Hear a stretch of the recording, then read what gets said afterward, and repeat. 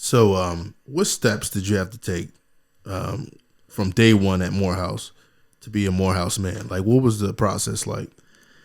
The process was very interesting. Something like it was very magical. It was very like out of this world to me because I had never experienced anything like it. It was a rite of passage, bro, into a brotherhood, into a bond that literally connected you with like-minded individuals literally for the rest of your life. And that no matter where you are in this world, you'll be able to lean on them.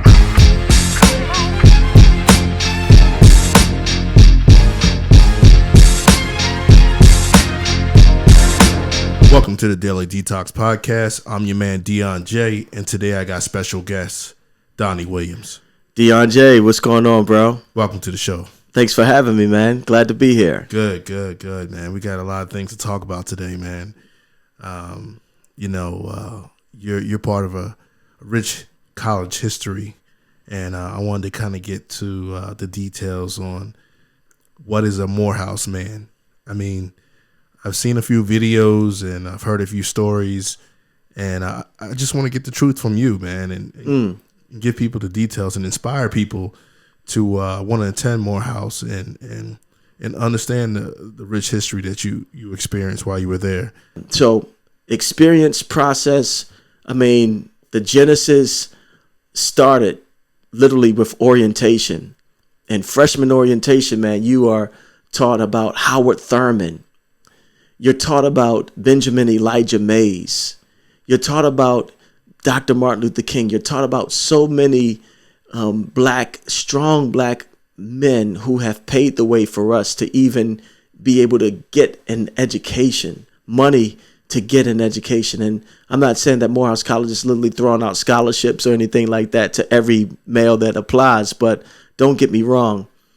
Ways have been made in society for us to be able to even understand what drove these leaders, these black leaders in society of the United States. So there's a time of when we literally walk across the lawn. We walk across a lawn or across the campus in which Dr. Martin Luther King walked. But there's a certain walk that he had along with it. He sauntered. It wasn't just a walk. So there's this thing that Morehouse men, we saunter and walk. So is there like a decorum of some sort that goes with the walk? What's the decorum that goes with the walk? The decorum is something unexplainable. It's more seen than actually mentioned. It's a confidence. It's a perspective that you are indeed called to be the person to solve the problem, and no one else can solve it like you. What about like you wear?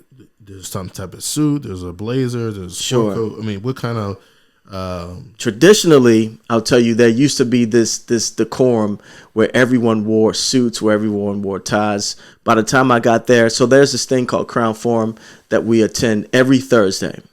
Every Thursday is like a not a workshop, but it's like a lecture series, and someone literally encourages us to continue to succeed, to continue to strive with excellence, to continue to foster brotherhood, to continue to give back to the community. There's some sort of speaker, keynote speakers, Ray Charles. I mean, you can name it. Bill Cosby have come. So many black men in our community have come to speak to us. Black billionaires, Coca-Cola, CEOs from all of these different corporations out here that may have perhaps graduated from Morehouse College to share with us the how we execute. And the execution was in the walk, in what we wore. The bow tie, perhaps, maybe the suit. That was a traditional thing. Once again, they've gotten away from it a whole lot, but it's literally transcended from what you wear to now how you think, a perspective and an approach to life. So there's this whole grouping, brothers connecting with brothers. We hold each other's arms up when we sing the Dear Old Morehouse song, the hymn of Morehouse. It's funny, I was just going over with my children the other day. I let them see a video of the Morehouse Glee Club locking arms and singing our hymn, Dear Old Morehouse. and that you shook the arms, you held arms. It was just like it also imitates what you saw literally when they crossed the Pettus when they crossed the Pettus Bridge in Alabama, when they were locking arms for freedom. So that locking arms as black men lets us know that we're walking toward freedom, that we're together, unified and bonded together, and will not let go until the very end, until the Lord calls us to be with him, to fight for freedom, to fight against systemic racism, and to disband and dismantle all of the things that causes us not to experience the equality that is due to us as citizens of the United States. That's deep, brother. So I saw an interview on the Black Business School with Lawrence Watkins, and he actually had a conversation with a graduate of Morehouse. And he mentioned that during his time there, Morehouse prepared him for the boardroom. There is, like I said, this is basic, just business etiquette, business decorum across the board. It does not matter what you look like or if you're female or male. It just doesn't matter. It's just when you're trained, when you're educated, when you have some experience, all of that is at play when you're in a business meeting or in these rooms, no matter how elite the person is in there. There's just this basic foundational business etiquette and decorum at play. And once again, Morehouse College definitely instilled that into me. Man, I tell you, it was such an investment for Morehouse College to literally have us practice how to speak in public. The process was so rigorous, we had to literally stand in front of a room, perhaps sometimes in front of 7 individuals or men and women, because actually women from Spelman would take classes with us sometimes. LPD is what we called it, Leadership and Professional Development. If you were a business leader, they taught us what suits we should not wear to an interview and what suits we should wear to an interview. It was basically black, blue, and maybe perhaps charcoal gray or some sort of gray suit, but no suits with pinstripes on them. And if you wore a pinstripe suit, you cannot stand 5 feet away and see the pinstripes. That's how discreet those pinstripes need to be. They taught us about placement when we're having a business dinner. They taught us about dinner etiquette, ballroom etiquette, all those things, man. They introduced us, well, at least they introduced me to those type of things, because literally I had never been exposed. I didn't know the difference between a salad fork or a steak fork and a seafood fork. I didn't know those things. I wasn't raised. My parents didn't teach me those things, nor did I go to different events where they showed us those things or where I had to eat that way. So LPD, Leadership and Professional Development. One of the professors, the late Mr. I mean, we couldn't miss him, but he was quite a spokesman on our campus, and he was very popular. I can't think of his name right now, but he was very instrumental in teaching us how to go through the interview etiquette for Fortune 500 companies. They taught us how to speak publicly, how to speak in front of hundreds of individuals. So you'll see there's this thing that people say that Morehouse men or Morehouse develops either preachers or politicians. Really? What about executives, boardroom, and corporate execs? Exactly. Well, it's transcended, but traditionally during the beginning days, because you remember Morehouse College started out as a sort of Bible college, as a place for men to learn about the Bible. That's right. There was a white bishop who was he somewhat of an abolitionist, or? He was an abolitionist. He fought against slavery. He wanted to do something for African American men, and I think Bible was his medium to draw in black men, to give them an education and provide them the opportunity, rather, to receive an education. That was the same as Spelman as well, right? There was it Laura Spelman Rockefeller. She's actually her family was, I guess, some of the founders of Spelman College. There's been a lot of contributors to the success of Morehouse and Spelman College, brothers and sister schools. You'll see this kind of like advertisements everywhere of Spell House being a unified college in the AUC, the Atlantic University Center. So do you think that you're an elitist since you went to Morehouse compared to the other HBCUs? Great question. Thank you for asking me that. So I dislike elitism. It's kind of like a elitism amongst other HBCUs, because if the same type of development is not present in other HBCUs, so is it saying that we want to distinguish ourselves differently than other HBCUs, or is it kind of like some elitism because it's a private school and it's not state funded, and you have a long lineage of people who have attended Morehouse, such as Spike Lee, Samuel L. Jackson, and the list goes on. So it's kind of like we have to, I don't want to say outshine other black folks, but we have to be at another elite level. Because, I mean, I went to HBCU as well, and I didn't get none of that training. I think I did some type of public speaking classes, but there was no type of etiquette classes. I think most of the etiquette I learned was when I was online at Pledge, Cap Alpha Psi. Yeah. You're a frat brother as well. Yeah. So that's where I kind of learned the decorum and the professional development, how to prepare myself for the real world. It wasn't actually the HBCU, my school per se. It was the organization that I was a part of that showed me, this is achievement. This is how you gain achievement. And, by decorum and how I carry myself as a Kappa man. So, you know what I'm saying? Yeah. That's a great question. So the deal is that a true Morehouse man would never look down on his or her kin. And when I say kin, I mean the ultimate black community would never look down upon or think themselves more highly. A true Morehouse man.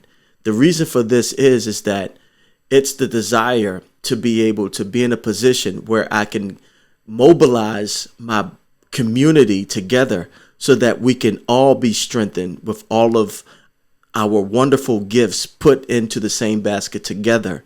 So a true Morehouse man does not live by that, if you will, that understanding that they are maybe perhaps elite or above someone else. Because in that way, can we not believe that all of us can shine together? So that goes against the very, if you will, principle and the very, I would say, assignment or calling of Morehouse College. So what inspires you to go to Morehouse College? There's a ton of other HBCUs and PWIs, private white institutions. Yeah. Why did you choose Morehouse? Yeah. I chose Morehouse College because I saw at 8 years old men who introduced themselves with so much confidence. I haven't seen anything like it. At 8 years old, I was literally attending perhaps an all-white school. So I had never seen men my color, the literally speaking loudly, not defending themselves or not crying out for help or not screaming or yelling at someone. I saw black men who were announcing their identity to the world and who were literally making their position and making their calling known to the world, because that was important for how people would interact with who these black men were. What was the event that you were at? Sure. I'm sorry I wasn't specific, but I went to Polytechnic School, which is in Baltimore, Maryland. At 8 years old, the Morehouse Glee Club goes on a spring tour every year. It's historical. And when I was 8 years old, I was literally back in 1987, Morehouse Glee Club went to, 89 rather.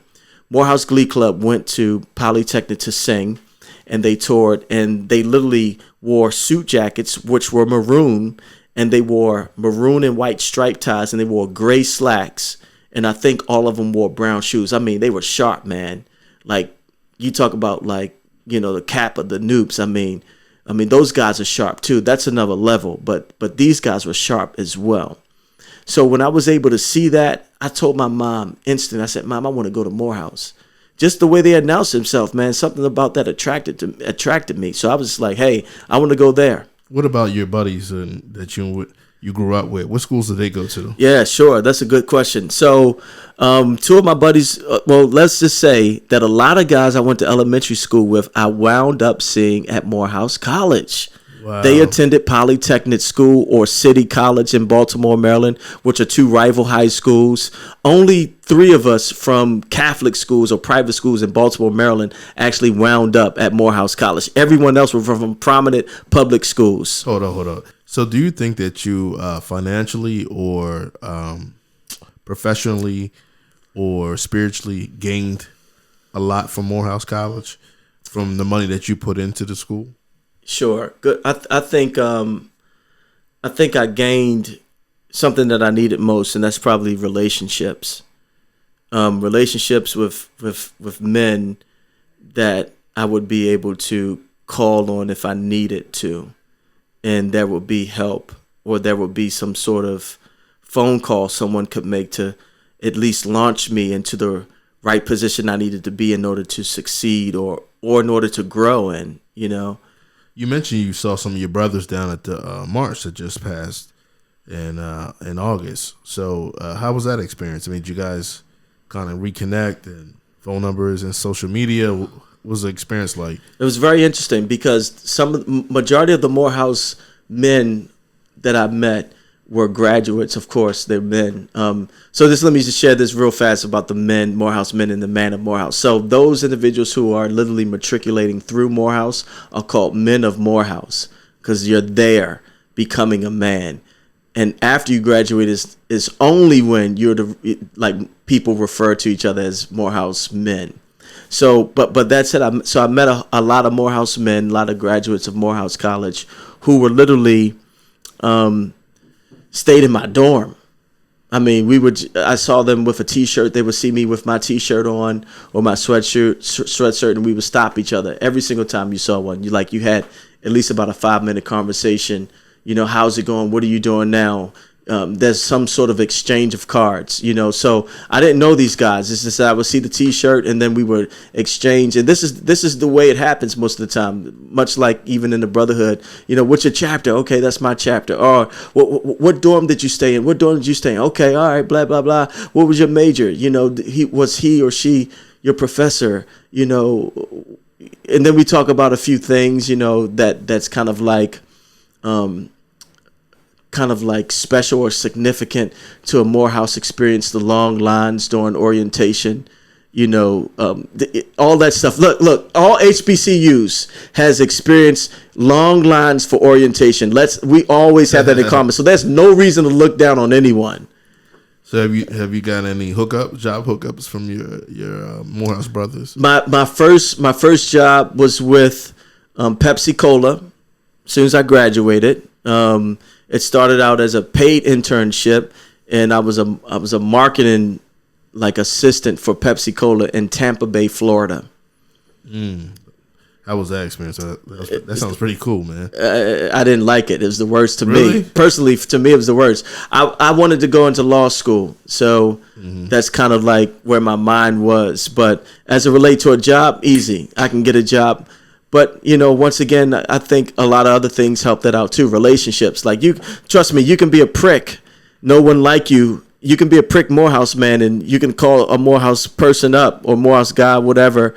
And I promise you, you could not get a connection. So